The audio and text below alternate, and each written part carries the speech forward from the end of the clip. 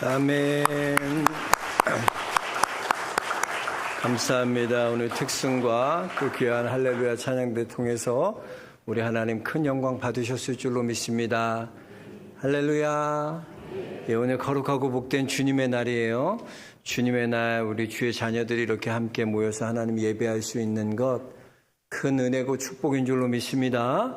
오늘도 하나님 앞에 마음을 다하시고 뜻을 다하고 힘을 다하여 우리 하나님 예배할 때 하나님께서 우리 예배를 기뻐 흠양하여 주시고 한없는 은혜와 평강으로 우리 삶을 충만하게 채워주실 것을 믿습니다. 우리 옆 사람과 인사하겠습니다. 잘 나오셨습니다. 은혜 많이 받으십시오. 은혜 많이 받으십시오. 예. 오늘 말씀의 시작은 이렇게 시작됩니다. 야곱이 이제 죽게 되자 이 요셉의 형제들이 걱정이 쌓이는 거예요. 오늘 15절 말씀 한번 다시 같이 읽어볼까요?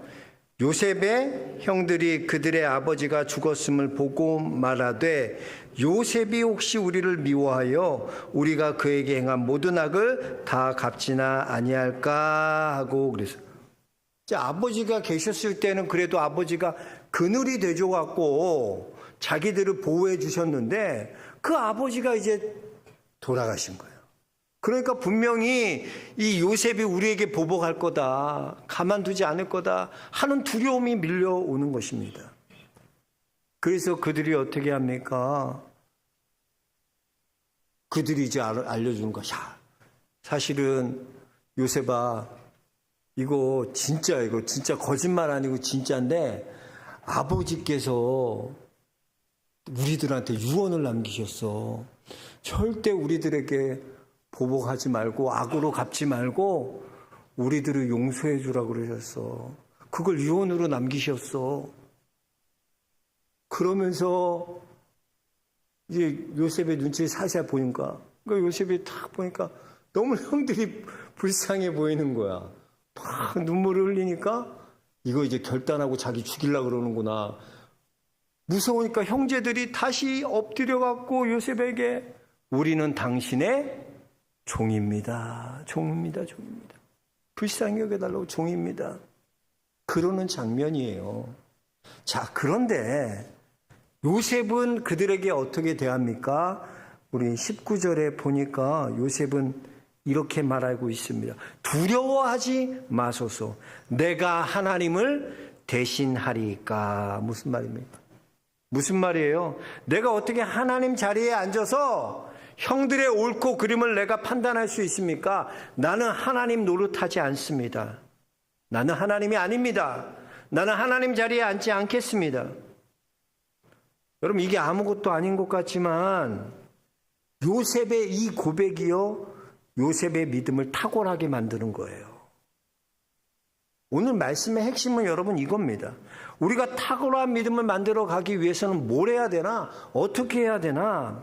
오늘 요셉의 모습을 보면요, 요셉은 형들에게 하나님 노릇하지 않았습니다. 여러분, 이게 참 중요합니다. 우리가 하나님 자리에 앉지 않을 때 하나님께서 우리의 길을 열어주시고 우리의 길을 인도해 가시고 하나님이 우리를 축복해 주시는 거죠. 그런데 어리석은 사람은 어떻게 합니까? 우리가 자기가 하나님 자리에 앉아요. 그래서 이웃을 판단하고 자기 인생도 자기가 주인인 양, 자기가 주인이 돼서 자기 인생인 양 그렇게 살아간다는 것이죠. 그래서 여러분, 탁월한 믿음으로 산다는 것은요, 여러분이 그러한 믿음 살기 위해서는 먼저 여러분 이웃에 대해서 하나님 노릇하시면 안 돼요. 내가 재판관이 되면 안 된다는 거예요. 요한복음 1장에도 보면 세례 요한에게 그 유대인들이 예루살렘의 제사장들과 레위인들을 글로 보내요. 그래서 세례 요한에게 묻잖아. 네가 그리스도냐?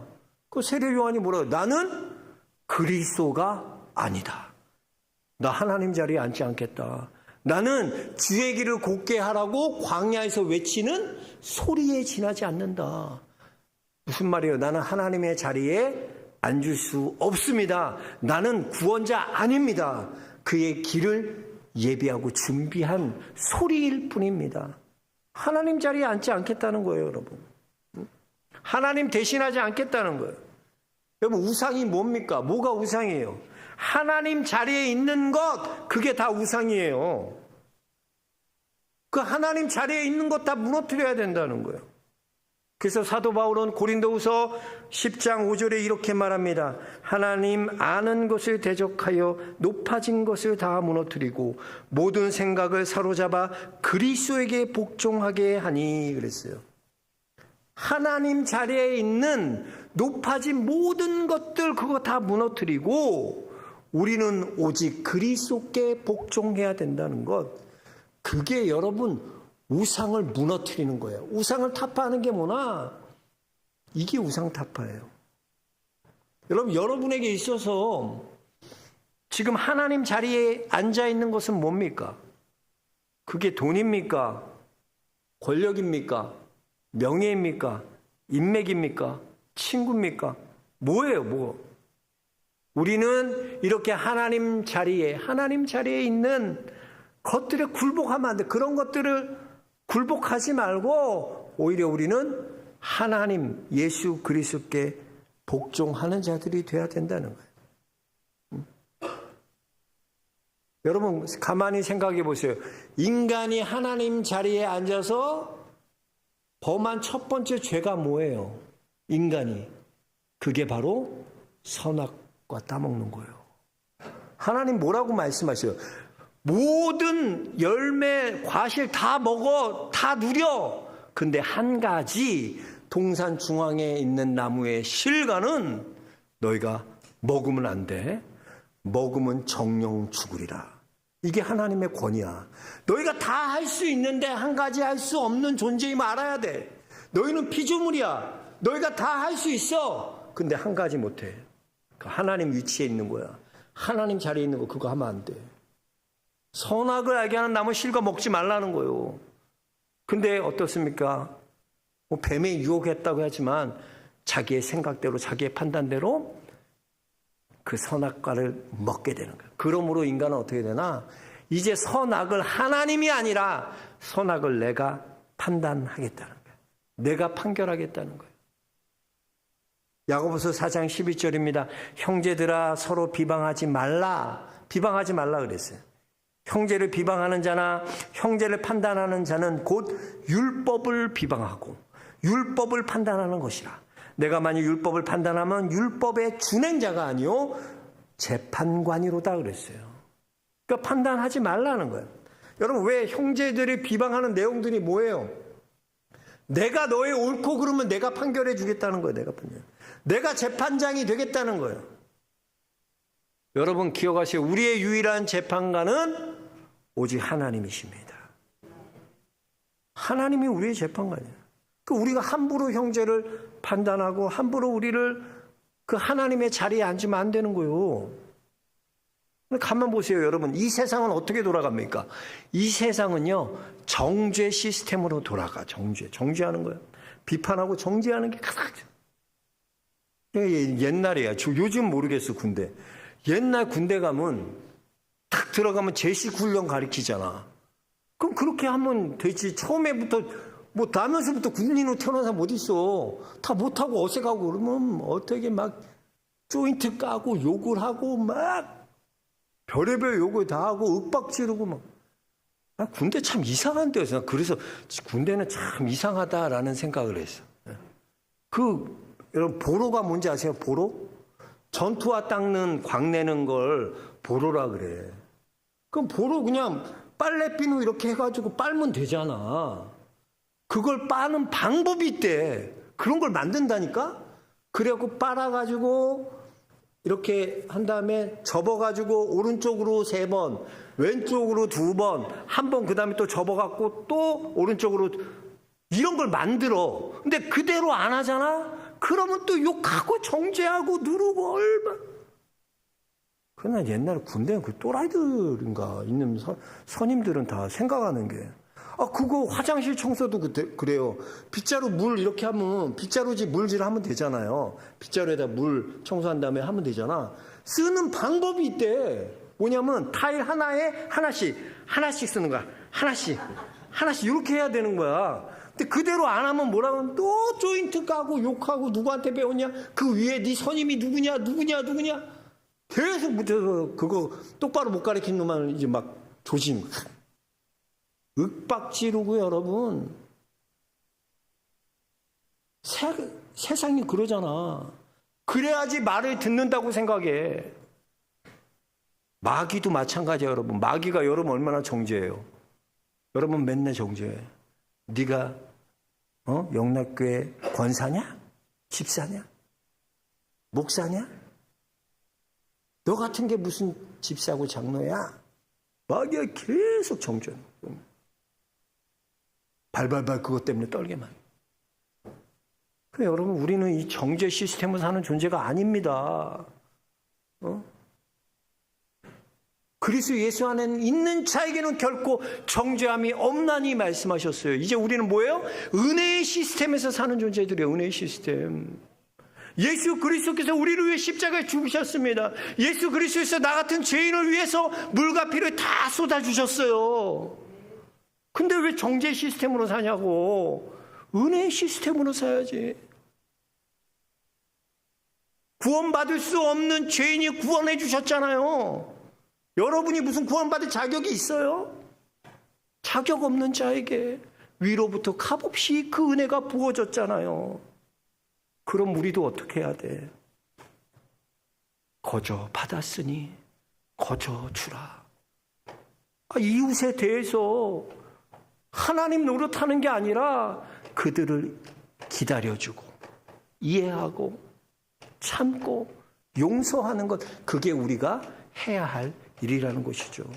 제가 예전에도 한번 여러분 말씀드렸는데 지하철 타고 가는데 지하철에 아빠와 아들, 젊은 아빠와 아들이 둘이 탄 거예요. 근데 아빠는 30대쯤 보이고 그 아이는 4살에서 5살 된 아이가 탄 거예요. 근데 애가 얼마나 극성인지 심한지 장난이 심한지 막 돌아다니면서 사람들 핸드폰 왔으면 툭 치고 막 까까까까거리고 여자들 이렇게 지나다니면 치마를 들추고 4살짜리가 이러는 거야. 근데 아빠는 먼 산만 바라보고 이렇게 지하철 안에서 이러고 있는 거야. 그러니까 사람들이 수근수근거립니다. 저 애 저러고 두면 안 돼. 저렇게 두면 안 돼. 저 아빠 왜 저래? 저 뭐라고 주의 줘야 되는 거 아니야? 너무 심하다 심해. 막 이런 소리는 막 웅웅웅. 근데도 막 정신없이 이러고 먼 산만 보고 하는 거야. 그러니까 그 어떤 아저씨가 그런 거야. 여보쇼, 좀 애를 잡아다가 좀 주의를 줘야 되는 거 아니냐고. 저렇게 그냥 장난을 심하게 피는데 어떻게 이렇게 모른 척하고 있냐고. 그때서야 그 아빠가 그냥 정신을 차리고 아이고 죄송합니다. 죄송합니다. 제가 정말 죄송합니다. 사실은 오늘 애 엄마 장례를 마치고 지금 돌아가는 길인데 애는 엄마가 죽은 것이 뭔지도 모르고 또 이 애를 내가 홀로 키워야 될 생각을 하니까 너무나 아득해갖고 정신이 없었다고. 그래서 정신줄을 내가 놓고 있었다고. 죄송하다고 사과하는 거예요. 그 이야기를 듣는 순간 어떻습니까? 항의했던 그 아저씨가 마음이 달라지는 거예요. 또 마음속으로 저렇게 무례한 애를 가만두면 안 된다고 생각했던 사람들의 마음이 달라지게 되는 거예요. 눈빛이 따뜻해지고 그 아이를 품어주기 시작한 거예요. 그럼 달라진 건 아무것도 없어요. 그 아이는 여전히 그냥 막 떠들고 다니고 장난치고 다녀요. 그 아빠는 정신을 놓은 것처럼 먼 산만 바라보고 있습니다. 근데 뭐가 달라졌어요? 그 가정에 대해서 내가 아는 것이 달라졌어. 조금 전까지만 해도 그냥 아이를 방치하는 그런 아빠로 보였는데 그 가정의 전체를 보니까 엄마를 잃고 아내를 잃고 어떻게 살아야지 막막한 아버지의 모습이 보이기 시작하는 거예요. 얼마나 힘들까. 또 아이를 잃은 저 어린 아이는 홀로 어떻게 살까. 그런 생각을 하니까 그 모습을 보이게 되는, 그 모습을 보게 되는 거죠. 그렇습니다, 여러분. 우리는 사실 부분적으로 보기 때문에 정죄예요. 정죄는요, 잘 모르기 때문에 하는 거죠. 은혜 사모하는 백성들은요, 정죄가 아니라 더 알고자 해야 돼. 하나님, 내가 저 사람 이해할 수 없는데 정죄할 마음이 들어요. 근데 더 알고 싶어요. 하나님 알고 싶어요.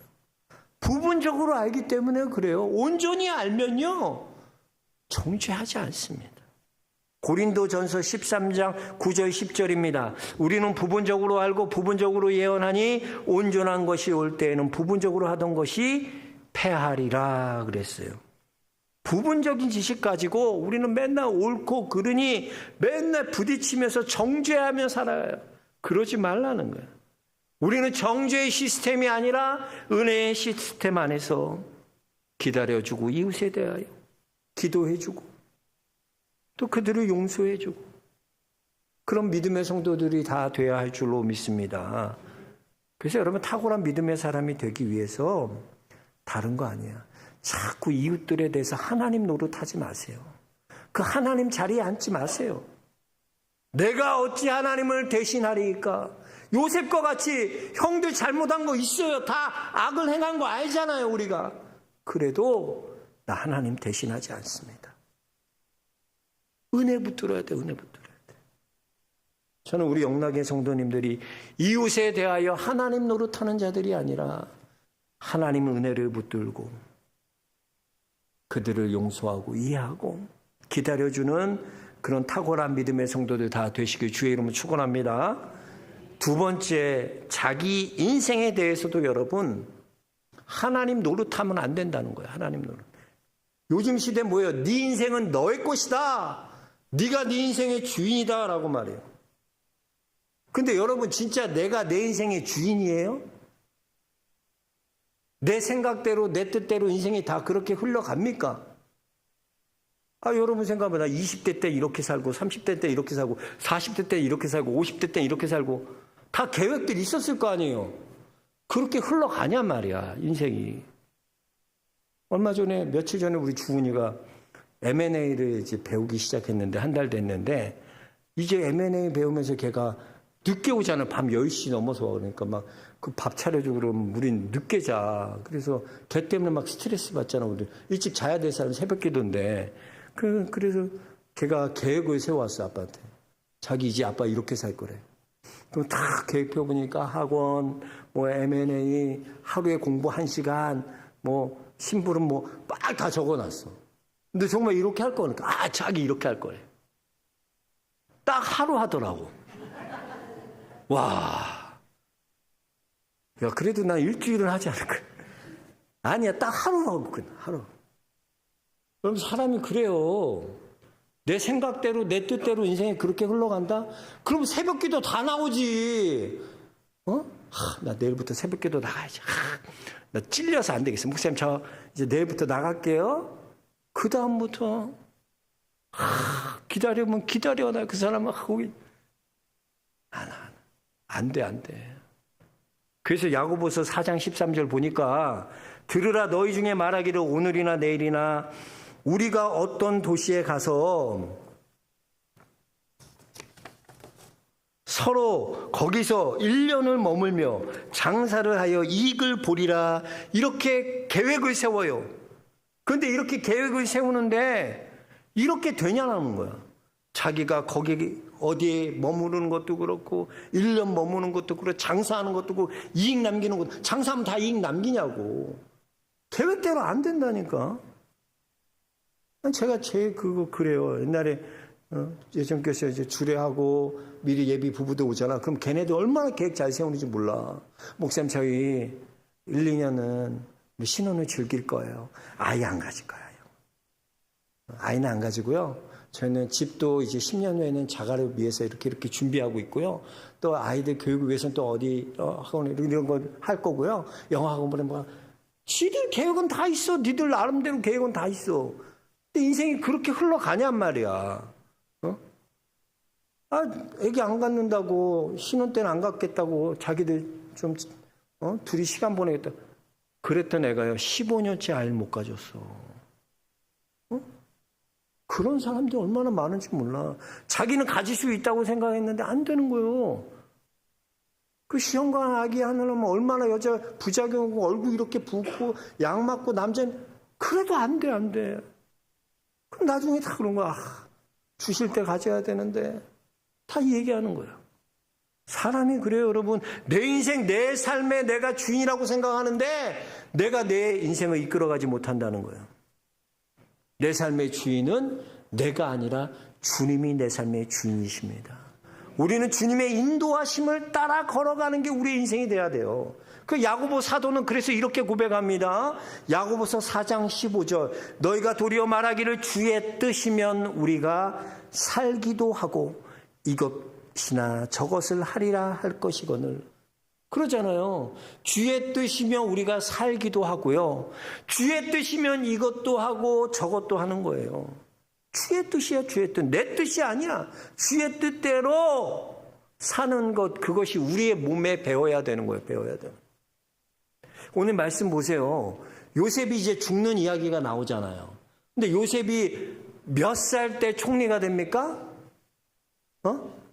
30살에 총리 되잖아. 그래서 몇 살까지 총리했어요? 110세까지. 죽기 직전까지 했어요, 총리. 그러면 몇 년을 한 거예요? 80년 동안 애굽의 절대 권력은 누구예요? 요셉이야. 이 요셉이 이 절대 권력을 갖고 있었다는 걸 성경은 어떻게 묘사하고 있냐면 우리가 읽지는 않았지만 15장 앞부분에 보면 요셉의 아버지가 누구예요? 야곱이잖아. 야곱이 죽게 되었을 때 이 시체 처리를 해야 되나, 향 처리를 하잖아요, 그때. 그 향 처리하는 기간이 40일이야. 40일 아버지를, 야곱을. 그뿐만 아니라 아버지를 위해서 온 애굽이 70일 동안 애곡하고 통곡해요. 그럼 장래 총 몇십일 동안 이렇게 우린 3일장 이러잖아. 40일 향로하고 70일 애곡하고 벌써 110일이야. 110일. 1년 365년 3분의 1을 그거 하고 있는 거예요. 애굽이. 그것도 모자라서 아버지가 막벨라 굴에 묻힌다고 하니까 막벨라 굴까지 가는데 애굽의 모든 높은 관원들, 신하들, 원로들, 거기에다가 장로들 다 끌고 가. 거기에다 기마와 병거까지 군대까지 아버지 모시러 가는 거예요. 얼마나 그 퍼레이드 한번 생각해 보세요. 장례 가면서 저 사람들이 울면서 이게 뭐야? 애굽의 최고의 권력자는 요셉이었다는 거야. 그걸 상징해주고 보여주는 거잖아요. 예? 이런 권력이 있다면 여러분, 이런 권력 갖고 있으면 어떻게 살 것 같아요? 앞으로 내가 미래 준비 잘해서 우리 민족도 잘 살고 잘해주고 우리 영원토록 애국도에서 잘 살자, 잘 살게 할 거다. 이렇게 할 것 같잖아. 근데 요셉은 다른 거예요. 24절 한번 같이 읽어보겠습니다. 24절, 50장 24절 같이 읽겠습니다. 요셉이 그의 형들에게 이르되 나는 죽을 것이나 하나님이 당신들을 돌보시고 당신들을 이 땅에서 인도하여 내사 아브라함과 이삭과 야곱에게 맹세하신 땅에 이르게 하시리라 하고 그랬어요. 자, 보세요. 누가 당신들 돌볼 거다? 하나님이 당신들 돌보실 거야. 그리고 하나님이 당신들을 그 땅으로 인도해 가실 거야. 내가 하는 게 아니다. 권력 있고 능력 있고 다 준비된 요셉이 하는 게 아니라고. 하나님께 하는 거야. 무슨 말입니까? 내 권력이 나를 돌보고 당신들을 지키고 내 권력이 당신들을 돌보는 게 아니라는 거예요. 하나님이 당신들을 돌보신다는 거예요. 하나님이 당신들을 이끌어 가신다는 거예요. 그럼 주님이 우리를 이끌어 가신다는 거예요. 주님이. 그래서 여러분 보세요. 히브리서 11장을 믿음장이라고 그러잖아. 믿음의 위인들이 어떻게 믿음의 삶을 살았는지를 보여주잖아. 근데 여러분이 생각하는 요셉의 믿음은 뭐예요? 뭐가 기억나요? 요셉 하면 꿈의 사람 아니에요? 비전의 사람. 하나님이 애굽을 위해서 준비시킨 예비하신 비전의 사람. 믿음의 사람. 그 믿음 강조하잖아요. 그거 보잖아요. 또 뭐예요? 형들 이렇게 용서하고 나중에 형들을 다 용서하잖아요. 자기들 팔고 죽이려고 했던 형들 다 용서하고 그 형들 다 자식들까지 다 키우고. 야, 얼마나 이런 용서와 사랑이. 요셉은 용서와 사랑의 사람이다. 그렇게 우리는 그의 믿음을 그렇게 평가해요. 근데 여러분, 하나님은 요셉을 어떻게 평가하는 줄 아세요? 그건 우리의 생각이고 하나님은 요셉을 이렇게 평가합니다. 히브리서 11장 22절입니다. 믿음으로 요셉은 임종시에 이스라엘 자손을 떠날 것을 말하고 또 자기 뼈를 위하여 명하였으며 라고 그랬어요. 이게 요셉에 대한 평가예요. 뭐냐? 요셉은 절대 권력 갖고 있었잖아요. 힘도 있고 능력도 있고 권력도 있고 영향력 있잖아요. 그래서 그거 가지고 이용해서 애굽에서 영영 우리 자손들 잘 먹고 잘 살자 그렇게 할 수 있잖아요. 근데 그게 아니라는 거예요. 요셉은 형제들에게 이곳을 떠나야 될 거다. 우리는 떠날 거다. 그리고 이스라엘에게 맹세하게 합니다. 너희들 떠날 때 내 뼈를 내 해골을 가지고 나가라. 하나님의 약속의 땅 바라보는 거예요. 요셉은 자기 뜻이 아니라 하나님의 약속을 붙드는 사람이었어요. 창세기 15장 13절에 보면 하나님이 이미 아브라함에게 약속을 주셨는데 어떤 약속을 주시나? 13절 14절입니다. 여호와께서 아브라함에게 이르시되 너는 반드시 알라. 내 자손이 이방의 객이 되어 그들을 섬기겠고 그들은 400년 동안 내 자손을 괴롭히리니 그들이 섬기는 나라를 내가 징벌하며 그 후에 내 자손이 큰 재물을 이끌고 나오리라 라는 말씀을 아브라함에게 주셨어요. 창세기 15장 13, 14절 보면. 근데 그거를 누가 지금 믿고 있는 거야? 요셉이 그걸 믿고 있는 거야. 근데 그건 보세요. 지금 상황과 그 약속 괴리가 있잖아요. 지금 지금 요셉의 삶은 어때요? 최고의 권력을 누리고 최고의 힘이 갖고 있고 능력이 갖고 있어요. 근데 그러면 미래를 준비할 거 아니야. 지혜로운 사람이면. 그거 갖고 미래를 준비하고 이런 길이 이런 괴롭히고 객이 되고 이런 일이 일어나지 않도록 방향을 틀 거 아니에요. 우리 같으면. 그게 지혜로운 사람이죠.